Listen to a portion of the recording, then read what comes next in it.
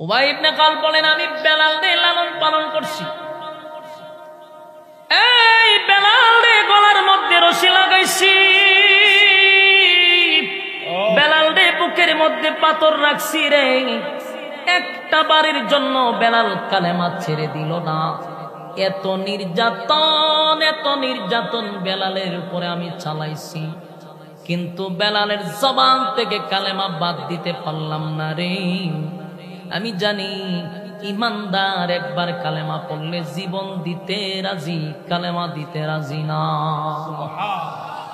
এই বেলালের জবান থেকে আমি আল্লাহ নামটা সরাইতে পারলাম না, তাই বেলালের জিহ্বাটাকে আমি টান দিয়া বাহির করে প্যারাক মারছি, তারপরও বেলাল আল্লাহ বলা ছাড়ে নাই।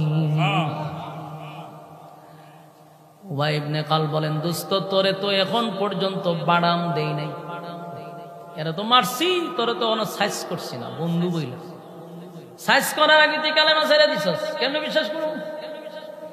এখন শুনেন উকবা কি কয়, দোস্ত রে তোর কথা সঠিক, ইমানদার ইমান আনলে ছাড়ে না, ইমানদার কখনো ইমান ছাড়তে পারে না। কিন্তু আমি তো বেলালের কালেমা পড়ি নাই, আমি তো আবু বকরের কালেমা পড়ি নাই। আমি কালেমা পড়ছি কথা ঠিক, সেটা হলো আমি যে কালেমা পড়ছি এটা হলো পলিটিক্সের কালেমা, মুসিবতের কালেমা, তাই তো আমি কালেমা ছেড়ে